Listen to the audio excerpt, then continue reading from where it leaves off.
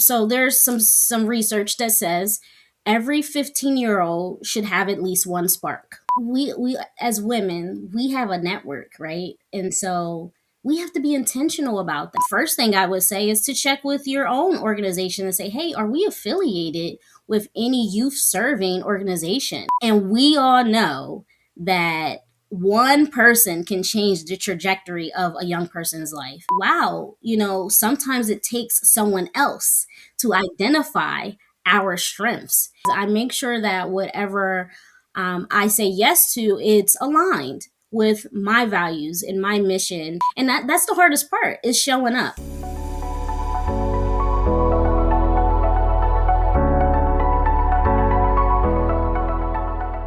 Welcome to Loud and Lifted. Today's conversation gets right into the root of so much of what we talk about here.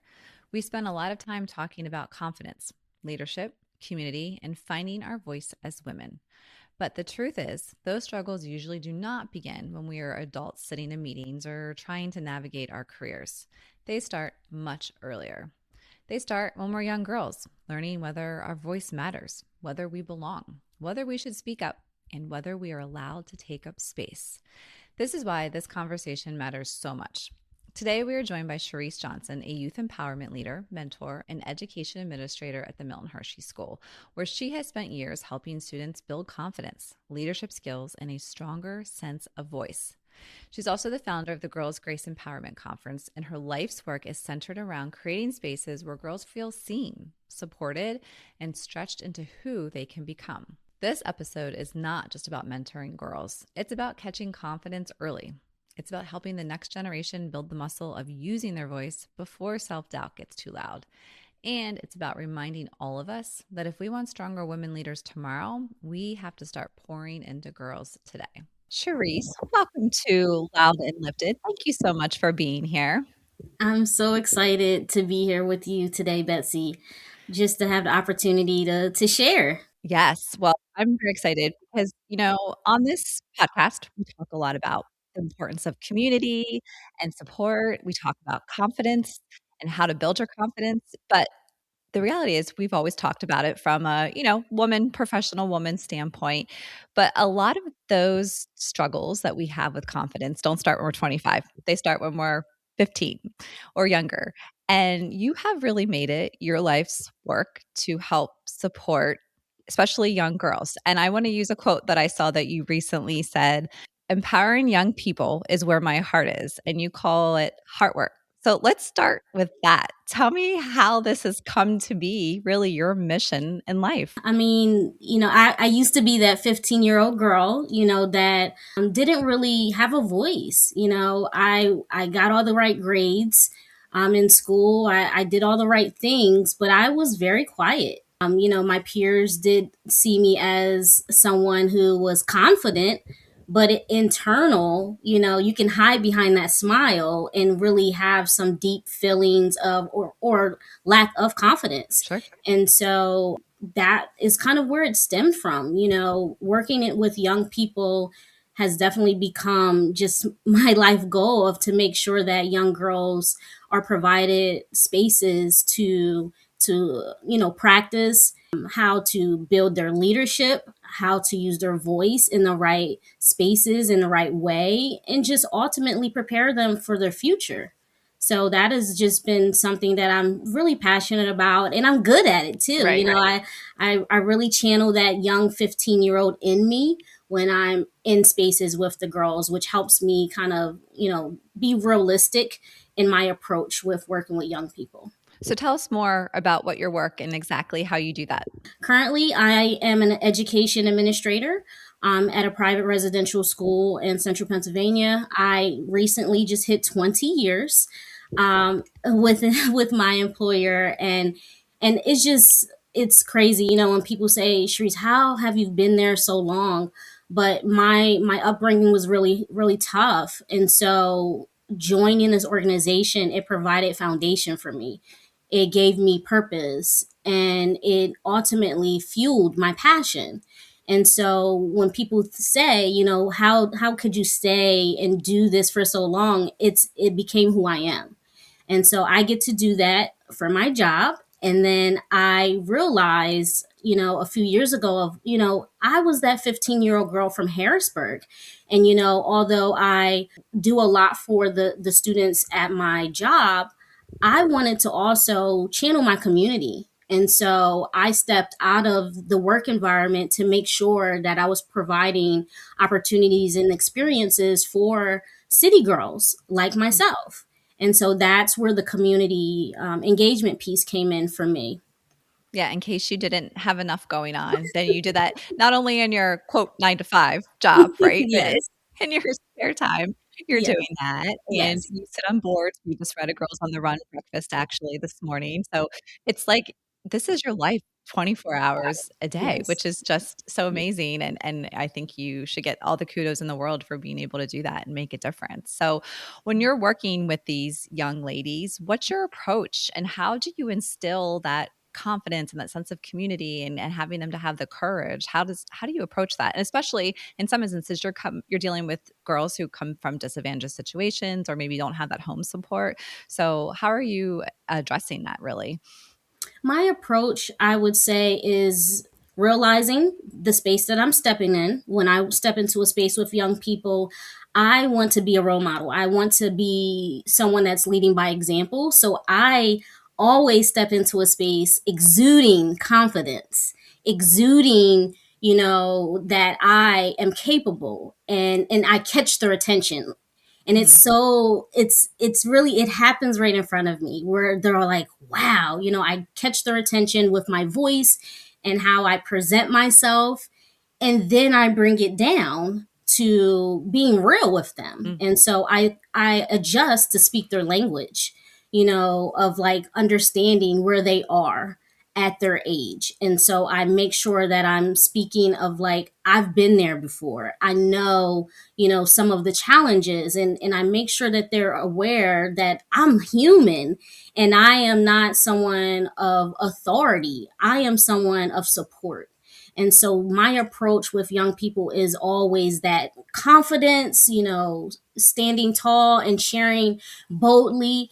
And then I bring it down so that they understand that I am somebody that they can, open up to. I love that. And Mhm. so how much do you have to directly talk about confidence or is it more showing it? Like how do you get into that with, teenage girls? It is definitely all about show for Yeah. sure. When you say the word confidence, sometimes teenagers can kind of just go into their shell of like, I don't want to go there. It's uncomfortable.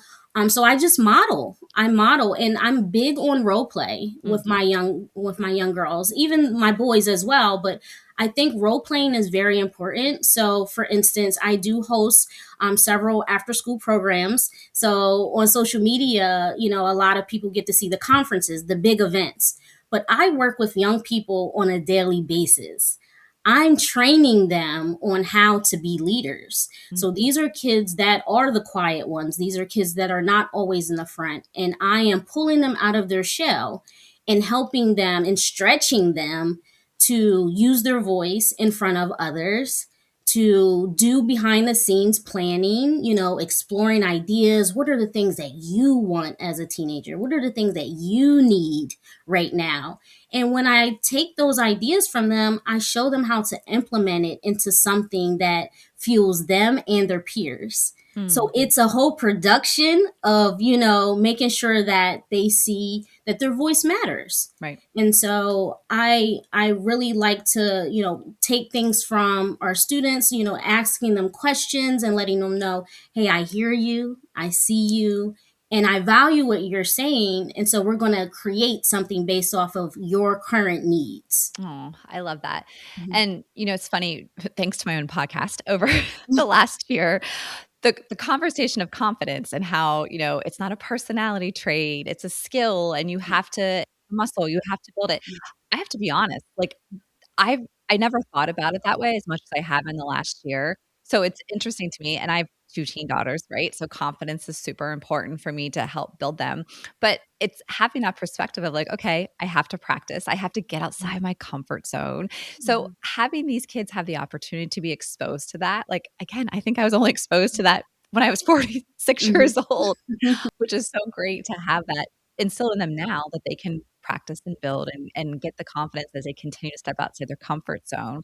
So when you're dealing with the concept of leadership with Mhm. these young students, how do you talk about that? How do you share that? Like how do you start to build this concept of like, hey, they can have a voice, you have confidence now. This is how you have the opportunity to lead people or influence in the future or even currently.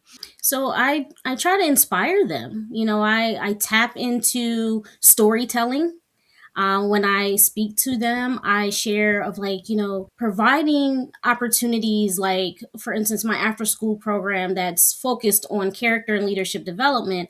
I storytell and say, you could be the big brothers and big sisters of our elementary students. Mm, You could, so I'm storytelling and I'm inspiring them so that they can see themselves as leaders.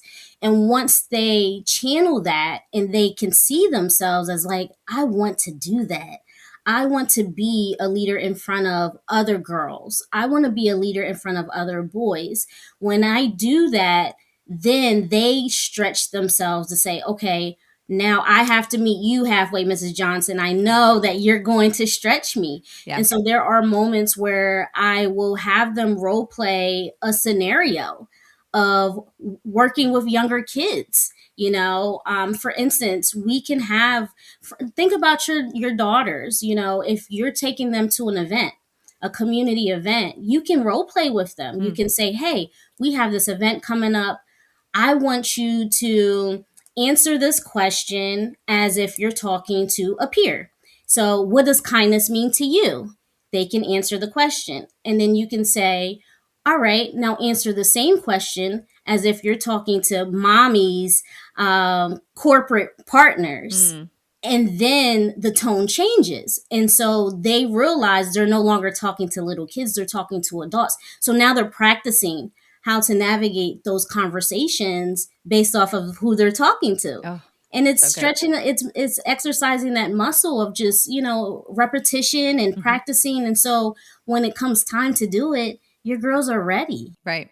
That's so true. That's so true. And I think I've used the example before, but even when they were little, it was like making them order at a restaurant, right? When they're like 4 or 5 and it's just talking to adults, making eye contact. And it's those little things along the way that I think they start to build. And now they're both pretty outgoing. So maybe that maybe that worked.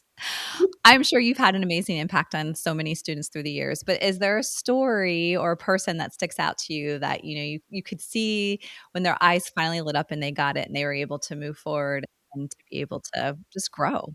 There's so many, so many. There are so many that are now adults doing amazing things, right? And that I get to see that journey.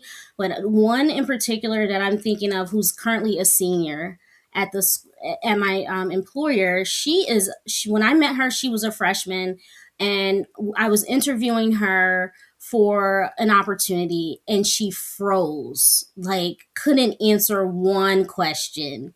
And it was truly like, just answer it, and you have this opportunity. It was like literally just show up. And she froze. And I looked and I just couldn't believe it. I was like, wow, there's something in there. You could tell she wanted to say something, but she didn't have the confidence to speak in that space. You could see the anxiety and stress on her. And so, she didn't do well, but I did reach out to her afterwards and I said, hey, I don't know you at all. I met you at this interview. However, I have this program that you can come and, tap into your skills and learn some leadership, get to know some other students. And I said, just try it out. And, so I spent about 10 minutes with her explaining the opportunity. And then she came to the after school program, and she Oh, flourished. She's now a senior and she is speaking in front of hundreds of people. She has now been a leader to other girls, to the younger girls in the program as well, and inspiring them to step up and to use their voice and to, make space for them. sure. And so it's been just truly, it's transformational. It really is, to see the growth over the years. And that's one thing about it with young people. It's not instantaneous. Mm, Like, it's not right in that moment. It takes time. It takes repetition. It takes practice. And we have to have the patience and wait for that reward at the end, which is their growth. Mm, that's so true. And Mhm. that made me just think too. So, as adults, what are we doing wrong and how we're not supporting the younger generation, or what can we do better? I would say exposing them Hmm. to our networks, exposing them to experiences. So there's some research that says every 15-year-old should have at least one spark. Hmm. And a spark is something that fuels them. It's their passion. It brings them joy. Every 15-year-old should have at least one spark. And so think about your 15-year-old, or your girls, I have a and 15-year-old conveniently. yeah. And whether that's sports, technology, science, whatever that is, there's something that fuels her. And so allowing her to explore different spaces, Mm, taking her to different, meeting different people in your network who have careers aligned with that or hobbies aligned with that, exposing them to things that they love. yeah. And maybe they'll realize, I just like that as a hobby. It's not something that I would like as a career.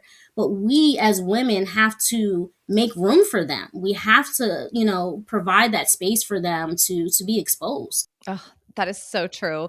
And it's funny, I grew up, both of my parents were teachers. So all their friends were teachers, right? So that was just kind of this bubble I lived in, was education and just kind of who I was exposed to. So when I went to college, I was like, I don't even know what I want to do, but I'm not going to be a teacher. I knew that was so I think part of that is because of growing up in that. And again, nothing wrong with education, just wasn't my thing that I Yeah. was going to be passionate about. But I do that to my girls every time, friends or whoever, like, tell them what you do, because we have this very diverse friend group of, like, whether it's attorneys, hairstylists, name your profession. I feel like we have it represented of just getting that exposure, because you're so right. Like, you don't know unless you have somebody kind of pushing you out there or asking, what your parents' friends do, or anything along those lines. But I do 100% agree with getting them exposed to just different areas and different, whether it's professions or whether it's hobbies, to your Yes. point, is great. I know when my younger daughter wanted to start playing an instrument, I was like, I never did, but awesome. Let's go. Mhm. Like, Mhm. let's get out there and get Mhm. that exposure, whether that sticks or not. So I think that's a huge one. Is there anything else like that? Yeah, I mean, we as women, we have a network, right? Mm, And so we have to be intentional about that. yeah. Like, so one of my passions is also mentorship, right? Mentorship is, meeting regularly with a young person, helping them figure out their goals, meet their goals, etc. But it's beyond that. It's more about helping them. It's more about changing their behavior. Mm, We want to see them grow through this mentorship. We don't just want to be, in a conversation. We sure. want to see growth. And so I have been telling my students, most recently, my mentees, hey, I gotta do better. Like, I'm well connected, and I know you're passionate about real estate. I know someone in real Mm, estate. I need to connect you with them. And it takes intentional actions on our behalf to make sure that we are setting them up for success. And so it's one thing for us to just know, oh, we have the answers. We know, we've been there, we've done that. But no, really being the bridge for them, because sometimes we can't have all the answers, right. and we can, share the space with others. I love that. And, it's interesting. Again, we talk of mentorship a lot on this program, but it's always from, like, sort of that peer to peer, or just obviously in a professional situation. But mentorship of that younger generation is so important. So if someone's listening to this and they're thinking, okay, I have, my act together a fair amount professionally, and I want to help a younger generation, how does somebody even go about that? What's sort of the approach? Do you have any advice on how to get into a mentorship relationship? Yeah, so many of our organizations have focus on community service, and so we have organizations like Big Brothers Big Sisters. We have Girls on the Run. True. Different organizations where you, as an employee, can serve as a volunteer for these organizations. And so, first thing I would say is to check with your own organization and say, hey, are we affiliated with any youth serving organization. And that way you are tapping into the strategic partnership Love that. between the organizations. And if not, then maybe you're the bridge to explore what that partnership could look like, because we have so many young people today who do not have mentors. Mm-hmm. And we all know that one person can change the trajectory of a young person's life. And so if your organization is not already affiliated or attached to a youth serving organization, you could be the bridge. You could explore that partnership and make sure that they are linked to a career exposing organization. And so I would say that, but also look at the youth serving organizations like Girls on the Run and Boys Big Brothers Big Sisters. That's a great point. And Mm-hmm. so sometimes I think people get overwhelmed that they think like, oh, it's not the right fit for me. I don't know what I could bring. But what do these young girls especially actually need from women in leadership? What they need is someone to, a common phrase I use, pour into them. Hmm. That's what they need. So I'll give you this quick story. As an adult, I am very passionate about having a mentor myself. And so I had this mentor. I asked this woman to be my mentor, someone I was connected with. And I was so excited when I first started my LinkedIn page. And I said, hey, can you take a look at my LinkedIn page? It's done. I'm so excited. And she looked at it and called me and she's like, Sharice, that's not who you are. Like, you are so much more than that. And I was like, what? Like, I was confused. I was like, what is she talking about? And so she started to name my strengths. She started to identify the work that I do and how she sees me in spaces. And it was eye opening to me of like, wow, sometimes it takes someone else to Yes. identify our strengths. And as adults, we can do that for the young girls. We can take their strengths and let them know, hey, I saw what you did there. That is leadership. Or, identify, hey, I noticed how you used your voice in that space. Good girl. Like, you, way to go. We have to pour into them and identify those traits and those strengths that they have so they can start to see it in themselves. That is one thing that we can do for sure. Oh, I love that. Mhm. So, perfect segue. Talk to us about Girls Grace. Whew, okay. Girls Grace. We just celebrated 10 years of the Girls Grace Empowerment Conference. And what it is, it's a 1 day conference, okay? When it first started in 2016, which is pre-COVID, it was an overnight conference. Mm. It was a Friday night to Saturday morning 12-hour confidence conference. So we had workshops all night long for girls. No sleep. There was empowerment You are all so night brave. long. Oh my gosh. 10 years ago, I don't know what I was like. It was honestly what happened was I had an after school girls program, and because the young girls just kept clinging to me, and I was like, they need a mentor. Maybe I need to start a program. So I started an after school program, and I had that program, and next thing you know, it became very popular.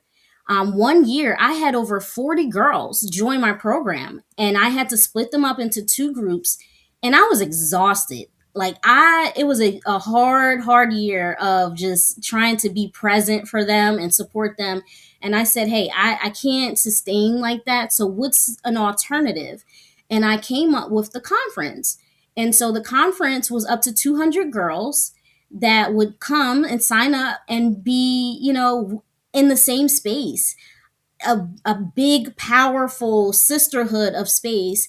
And what I did was I tapped into my network to facilitate the workshops. So I brought in the corporate, leaders to speak on branding. I brought in entrepreneurs, and I brought in, I leaned into my network to come in, trusted individuals to come in and lead these workshops for the girls.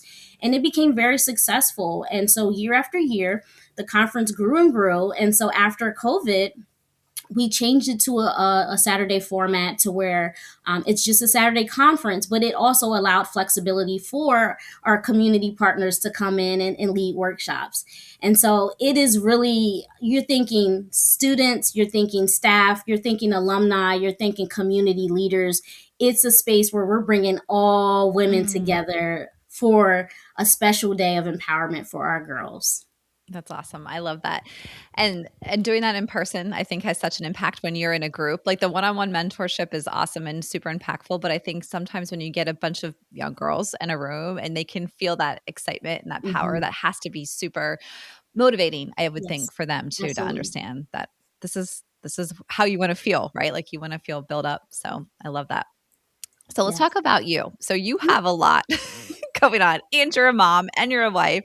So how do you balance this from a time perspective? Because again, you personally and professionally, your mission is to help empower and support the next generation. So how are you able to do that? And how do you say no to things? Do you say no to anything? I absolutely do say no to some things because I can't do it all. Yeah. What I do is I make sure that whatever I say yes to, it's aligned with my values and my mission, which is to make sure that I'm providing my voice for youth, for young people.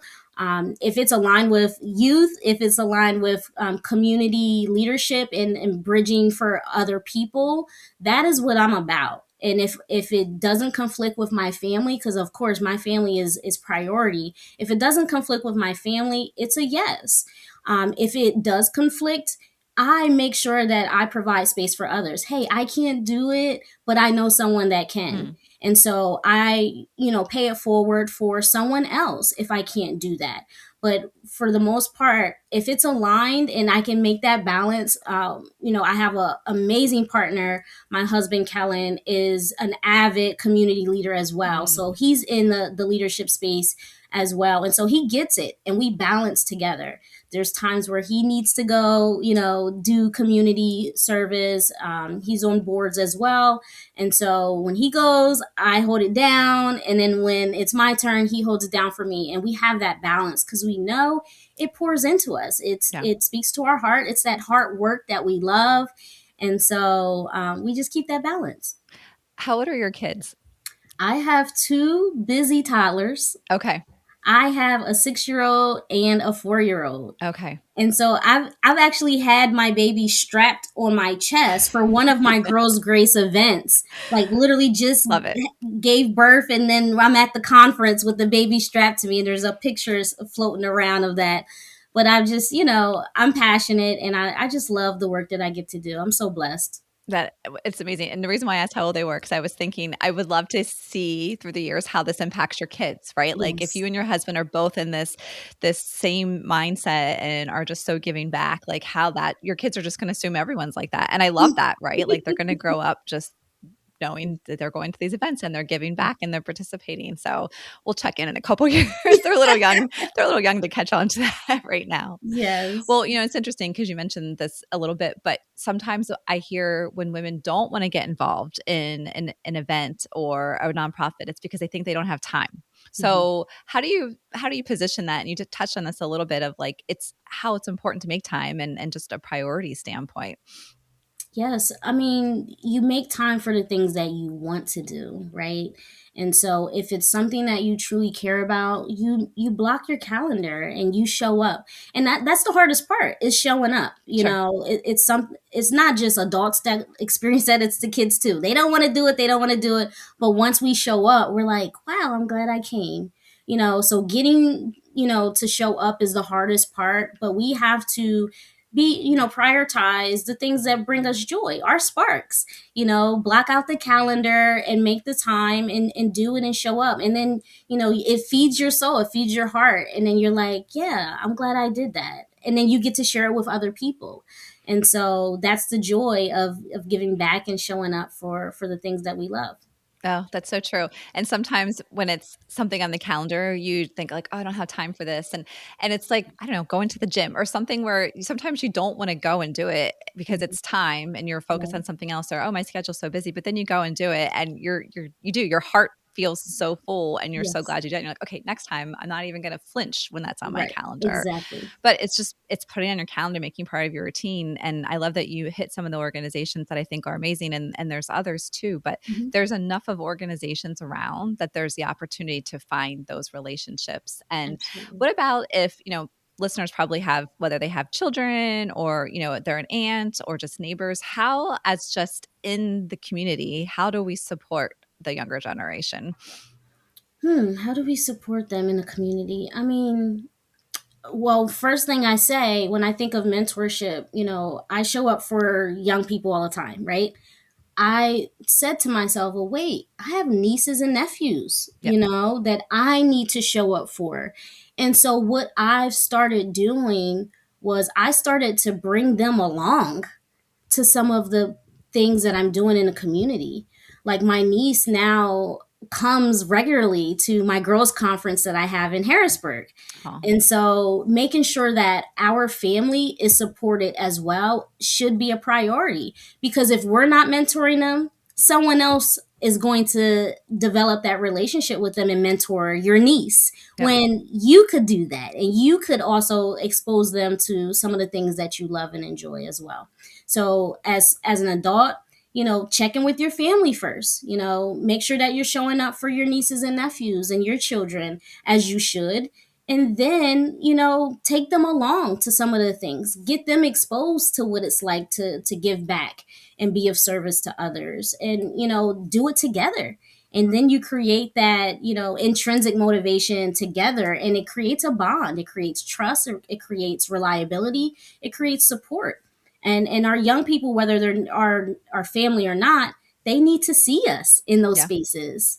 So taking them along is definitely important. Oh, that's such great advice. And it's just, and we all have kids in our life, right? Whether they're Mhm. your kids or their friends or aunts or whoever. So it's just paying attention to them Yes. around you. Yep. And sometimes there's people in your circle that are looking for even just more of a conversation. And I think of that with my daughter's friends, right? Like there's a Mhm. few that I'm like, I know they need a little bit more time and Mhm. attention, even when they're just at my house, like asking Mhm. questions, talking about their future, just sort of trying to facilitate some type of relationship that I know that they'll feel comfortable if they want to reach out, they want to do more. Mhm. So yeah, it's just being intentional. We all have people in our lives that need a little bit more time and attention, and looking Mhm. for those, I think, signs can go a long way. So I love that so much.